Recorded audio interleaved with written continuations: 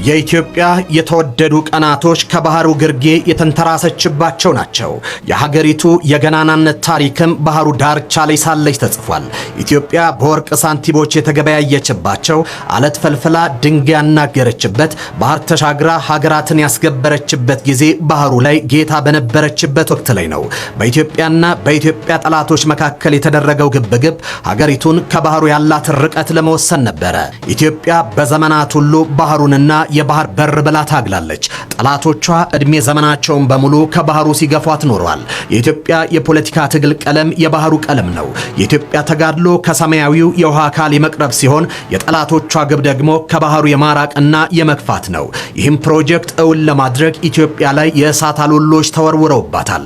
ሰማያቶቿ በደመና ጠል ምትክ በባሩድ ፍም የተሸፈኑት በቀላያቱ እንዳትወስን በባህሩም እንዳትመላለስ ነው። የኤርትራ ፕሮጀክትም የዚህ ውጤት አካል ነው።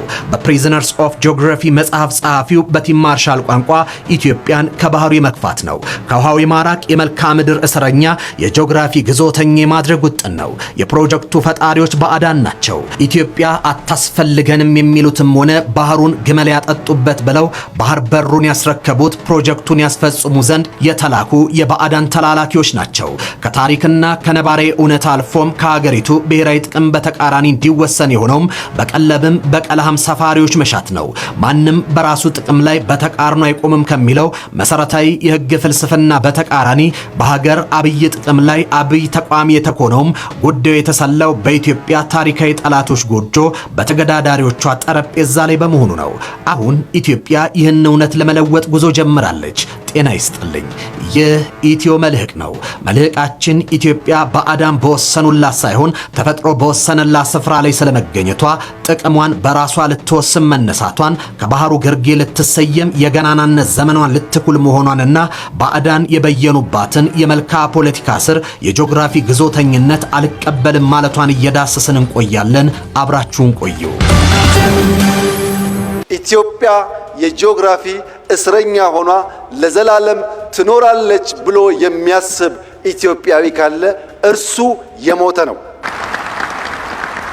ሰላም ታስቀድማለች፣ ደህንነትን ትፋለማለች፣ መውጫ መግቢያ በሯን ታበጃለች።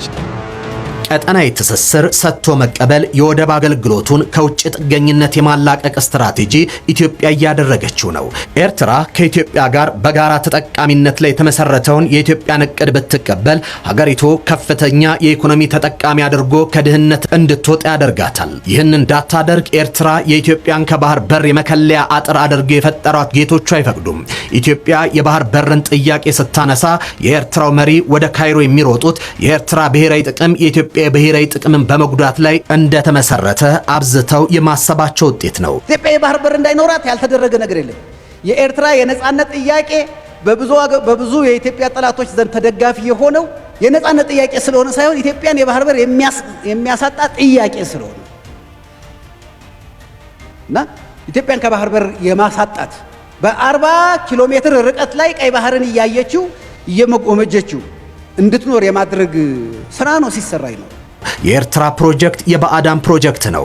ኤርትራ ውጤት ናት። ኢትዮጵያን ከባህር ዳርቻዎች የማራቅ ውጤት፣ ብሔራዊ ጥቅሟ በኢትዮጵያ ብሔራዊ ጥቅም በተቃርኖ የመቆም ውጤት፣ ኢትዮጵያን የማፈን ኢትዮጵያን በጂኦግራፊ እስር ቤት መዶል የፈለጉ የእስር ቤቱ አጥር አድርገው የፈጠሯት ውጤት ናት። የኤርትራው መሪ የኤርትራ ብሔርተኝነትን ከብሔራዊ ጥቅም ይልቅ ባህሩ ላይ መስርቷል። የኤርትራ ብሔርተኝነት ቀይ ባህር ላይ የሚዋልን ነው። ወትሮም በኢትዮጵያ ውድቀት ላይ የተመሰረተው ሀገራዊ ጥቅም ኢትዮጵያ መሻቷን የጨበጠች ቀን ይወድቃል።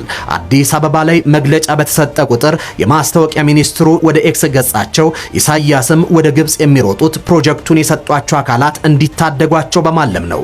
ካይሮ ጀባሃንም ሻቢያንም ኢድሪስ አወቴንም ኢሳያስ አፈወርቂንም የደገፈቻቸው በአባይም በቀይ ባህር ላይ የሰለጠነች ኢትዮጵያ እንዳትፈጠር በማለም ነው። ኤርትራ የዜጎቿ እስር ቤት ናት። ህዝቧ ልማትን እንዳያይ የተፈረደበት። ለዚህም ነው ጠቅላይ ሚኒስትር አብይ እባካችሁ ሀገሩን ሲሉ የተናገሩት።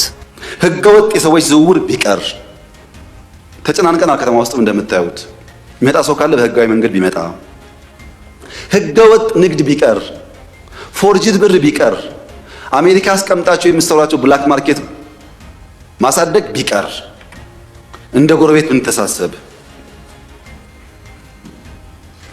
ህጋዊነት ከተከተል በንግዱም በሚፈናቀለው ጥይት ማቀበሉን ከተዋችሁ በሰላም አብረን ለማደግ በፍቅር አብረን ለመቀጠል ከምን ጊዜውም በላይ ኢትዮጵያ ፍላጎት አላት። የባህር በርን መጠየቅ ባዕዳኖች እንደሚሉት ጦር ሰባቂነት አይደለም።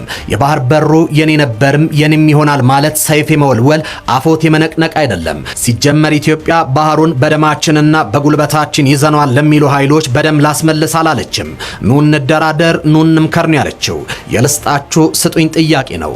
የዲፕሎማሲ ትግሉ ግዙፍ ፕሮጀክት ላይ ድርሻ ይኖራችሁ ማለት ለአብሮነትና ለሰላም ካለ ፍላጎት ድርሻን ቆርሶ የማካፈል እንጂ ጡንቻን ተማምኖ በደም እናስመልሰዋለን የሚል የደም መላሽ ግብርን ገቢር ማድረግ አይደለም።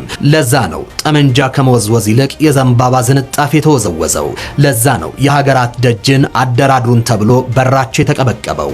ለዛ ነው የሀገሪቱ ግዙፍ ተቋማት ለድርሻ ክፍት የሆኑት።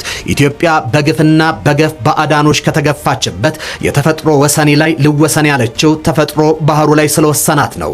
ራስ አሉላ አባነጋ የኢትዮጵያ የባህር ወሰን ቀይ ባህር ነው ሲሉ ይህን እውነት መሰረት አድርገው ነው። ጠቅላይ ሚኒስትር አብይ ኢትዮጵያ የጂኦግራፊ እስረኛ አትሆንም ሲሉ ኢትዮጵያን የሚያክል ሀገር ጠላቶቹ በወሰኑለት ግዞት ያጠለቁላትን እግረ ሙቅ የመበጣጠስ ርዕይ ነው። የቲም ማርሻል የጂኦግራፊ እስረኞች ፕሪዝነርስ ኦፍ ጂኦግራፊ በዓለማችን ላይ ያለውን የጂኦፖለቲካ ግብግብ ላይ ያለሰ ጠገባዎችንና ፉክክሮችን የዳሰሰበት መጽሐፉ አይንገላሽ ተብሎ ይወደስለታል። እንደ ሀገር ያላትን መልክዓ ምድራዊ አቀማመጥ፣ የፖለቲካ ውሳኔዎቿን፣ ታሪኳንና የወደፊት ዕጣ ፈንታዋንም ይወስናል የሚለው ጸሐፊው በአፍሪካ ቀንድ ኢትዮጵያ፣ ሱዳን፣ ኤርትራ መካከል ያለው ግንኙነትና ትብብር የዚሁ የጂኦግራፊ እስረኝነት ውጤት ነው ይሏል። ፖለቲከኞች ቢመጡና ቢሄዱም ተራሮች፣ ወንዞችና ባህሮች ግን አይቀየሩም። የሀገራት መሪዎች ውሳኔዎቻቸውን የሚወስኑት በእነዚህ የተፈጥሮ አጥር ውስጥ ሆነው ነው ይላል። ፖለቲካ ርዕዮተ ዓለም ወይም አመራር ከመምጣታቸው በፊት ጂኦግራፊ ቀድሞ ወሳኝ እንደነበርም ያስገነዝባል። ተራሮች፣ ወንዞች፣ ሰፊ ባህሮችና ስልታዊ ጠባብ የባህር መተላለፊያዎች የሀገሮችን ድንበር፣ የንግድ መስመርና አጠቃላይ ህዝቦችን ዕጣ ፈንታ የመወሰን ተፈጥሯዊ ኃይል አላቸው ይላል። የሀገራት ተሞክሮም ይህንን እውነት ያረጋግጣል። ሀገራት ወደ ዓለም ለመውጣትና ለመገናኘት ብቻ ሳይሆን ደህንነታቸውን ለመጠበቅ መልክዓ ምድራዊ ጥበቃን ይሻሉ። ኢትዮጵያ ከጠላቶቿ በጀግኖቿ ብቻ ሳይሆን መልክዓ ምድሮቿም ጠብቀዋታል። የጠቅላይ ሚኒስትሩ የማህበራዊ ጉዳዮች አማካሪ ሚኒስትር ዲያቆን ዳንኤል ክብረትም ተራሮቻችን ጠላቶቻችንን መክተዋል ይላሉ። አንድ ሀገር በነበረው አቀማመጥ ለዕዳም ለጥቅምም ይውላል። የጂኦ ስትራቴጂካ ቁመናችን የዛችን ሀገር ደህንነት ይወስነዋል። ያ ሀገር በጤናው እየኖረ ነው አይደለም የሚለውን ይወስነዋል። የኢትዮጵያ አቀማመጥ በረከትም መርገምም ጭምር ነው ለኢትዮጵያ። በረከቱን ከፍ አድርጎ መርገሙን መቀነስ ደግሞ የኛ የዜጎቿ ድርሻ። ቲም ማርሻል ሀገራት ደህንነታቸውን ለመጠበቅ የተፈጥሮ አጥር ጥበቃን ይሻሉ ይላል። ይህ ሀገራትን ከጠላት ወረራ ይጠብቃቸዋል። ጸሐፊው አንድ ሀገር ሀያል ለመሆን የባህር በር ያስፈልገዋል። እንደ ኢትዮጵያ ያሉ ሀገራት ለንግድና ለደህንነት በጎረቤቶቻቸው ላይ ጥገኛ ለመሆን ይገደዳሉ። ይህ የጂኦግራፊ እስረኝነት የኢኮኖሚ እድገታቸውንና የፖለቲካ ነጻነታቸውን ይገድበዋል ይላል። ጂኦግራፊ ሀቀኛ ነው። ጂኦግራፊ አይዋሽም። የአንድን ሀገር ምርጫ መልክዓ ምድር ይወስናል። ቴክኖሎጂ የመልክዓ ምድራዊ እውነትን አይቀለብስም። ምርት እስካለ ድረስ መልክዓ ምድር የአንድን ሀገር ሁለንተና ይወስናል። ጸሐፊው ሀገሮች የሚወለዱት በተፈጥሮ ቤት ውስጥ ሲሆን መሪዎቻቸውም ከዚህ ቤት ግድግዳዎች ጋር ለትውልድ የሚቆይና የህልውና ድርድር ያደርጋሉ። ይሁን እንጂ ብቁ አመራር ጂኦግራፊን ከእስር ቤትነት ወደ ኃይል መድረክ መቀየር አቅም አለው። ጂኦግራፊያዊ ገደባቸውን ወደ ኢኮኖሚ ኮሪደር የቀየሩ ሀገራትም በዓለም መድረክ ተስተናግዷል። የኢትዮጵያም ወደፊት ዕጣ ፈንታ መሪዎቿ በሚከተሉት ብልህ ስትራቴጂ ላይ የተመሰረተ ይሆናል ሲል ያትታል። ኢትዮጵያ ባለፈው 2 ዓመት ውስጥ የወሰደቻቸው እርምጃዎች የብልህ ሀገር ወዳድ የአባት አደራን የመጠበቅና ለትውልድ የተሻለ ሀገርን የማስረከብ ትልም ነው። ኢትዮጵያ የውሃ አካላቶቿ እስረኛ ሆና ኖራለች። በአባይ ወንዝ ምክንያት ከታችኞቹ ተፋሰስ ሀገራት ጋር ተሳስራለች። በህዳሴው ግድብ ምክንያት ከአባይ ስር ተፈታለች። አሁን በባዕዳን ምክንያት ከታሰረችበት የመልክዓ ምድር ትብታብ ራሷን ነፃ ለማውጣት እየታገለች ትገኛለች። ኢትዮጵያ ከጂኦግራፊ እስረኝነት ለመውጣት ሁሉንም አማራጮች እየተጠቀመች ነው። አውራው የባህር በርን ለማግኘት የምታደርገው እንቅስቃሴ እንደተጠበቀ ሆኖ ሀገራት ከጂኦግራፊ እስር ለመውጣት የሚጠቀሙባቸውን ስልቶች በመጠቀም ላይ ትገኛለች። በተለይም ሀገሮች ከጂኦግራፊ እስር ቤት ለመውጣት የሚጠቀሙባቸው ስልቶች እንደ ወደብ ልማት፣ የባቡር መስመር ግንባታና የውሃ ኃይልን ወደ ኢኮኖሚ ኃይል መቀየር ያሉ መሰረታዊና ግዙፍ እርምጃዎችን ከእስር ቤቱ ነፃ ለማውጣት የሚደረጉ ስልታዊ እርምጃዎች ናቸው። እንደ ታላቁ የህዳሴ ግድብና የአዲስ አበባ ጅቡቲ የባቡር መስመር ያሉ ግዙፍ ፕሮጀክቶች ሀገርን ከጂኦፖለቲካ እስረኝነት የሚያላቅቁና አዲስ የኢኮኖሚ አድማስ የሚከፍቱ መሳሪያዎች ናቸው። ይህ የሚያሳየው ወደብ መሰረተ ልማት ብቻ ሳይሆን የሀገር ሉዓላዊነትና የነጻነት መገለጫ መሆኑን ነው። ኢንዱስትሪያላይዜሽንን በማፋጠን ከተሞችን በስትራቴጂ በማልማት በዛሃ ዘርፍ ላይ በማተኮር የግብርና ጂኦግራፊን ወደ ላቀ የኢንዱስትሪ ኢኮኖሚ ማሸጋገር ብቸኛው የብልጽግና ዋስትና ነው። ኢትዮጵያ በአሁኑ ወቅት ከጂኦግራፊ እስረኝነት ወደ ቀጠናዊ ኃይልነት በምትሸጋገርበት ታሪካዊና ወሳኝ ወቅት ላይ ትገኛለች። የባህር በር አልባነት ሳይገድባት ሀገሪቱ ያላትን ተፈጥሯዊ ጸጋዎችና ጥንካሬዎች ማለትም ደጋማ ቦታዎችን፣ የውሃ ኃይልን፣ የህዝብ ብዛትን፣ ስልታዊ ቦታንና የስልጣኔ ቀጣይነትን በመጠቀም ሽግግሯን እያፋጠነች ነው። በአሁኑ ወቅትም በመላ ሀገሪቱ እየተተገበሩ ያሉ የኮሪደር ልማቶች፣ የኢንዱስትሪ ፓርኮችና የዲፕሎማሲ ጥረቶች በብዙ መቶ ዓመታት አንድ የሚመጣ የእድል መስኮት በመሆናቸው ኢትዮጵያ ጂኦግራፊዋን በአዲስ መልክ እየጻፈች ትገኛለች። ይህ ለውጥ ሀገሪቱን ከታዛቢነት ወደ ቀጠናዊ አዛዥነት የሚያሸጋግር የታሪክ ዝላይ ነው። ጂኦግራፊ የሀገርን ታሪክና አቀማመጥ የሚያብራራ ቢሆንም የአንድ ህዝብ የመጨረሻ ጠፈንታ ግን በስትራቴጂና በአመራር ብቃት ላይ የተመሰረተ ነው። ኢትዮጵያ የባህር በር አልባነት እስረኛ ሆነ የመቀጠል ወይም ጂኦግራፊያዊ ውስንነቷን ቀይራ አዲስ የታሪክ ምዕራፍ የመጻፍ ምርጫ ከፊቷ ተቀምጧል። ብሔራዊ ራዕይ መሰነቅና ጂኦስትራቴጂ አመራር መከተል ከማናቸውም እስር ቤት የሚያወጣ ዋናው ቁልፍ ነው። ኢትዮጵያ የአፍሪካ የኢኮኖሚ እምብርት ለመሆን የወደብ አማራጮችን በዘላቂነት ለማረጋገጥ አንድ መሪ ሊወስድ የሚገባውን ደፋርና ስልታዊ ውሳኔ የባህር በርን በሰላማዊ መንገድ ማግኘትና የመሰረተ ልማት ባለቤትነትን ማረጋገጥ ነው። ይህ ውሳኔ ኢትዮጵያ ከጎረቤት ሀገራት ጋር በወደብ ልማትና በድንበር ተሻጋሪ የባቡር የመንገድ መሰረተ ልማቶች ላይ በባለቤትነት በማረጋገጥ ከውጭ ጥገኝነት ነፃ የሚያደርገን የባህር በር በማልማት ወደ ጋራ የኢኮኖሚ ጥቅም መቀየር ሲሆን ይህም የሎጂስቲክስ ዋስትናን ከማረጋገጡ በላይ ቀጠናዊ ትስስርን በማጥበቅ የኢትዮጵያን የባህር ኃይልና የንግድ ተጠቃሚነት ያላት የቀጠናው ሞተር ያደርጋታል።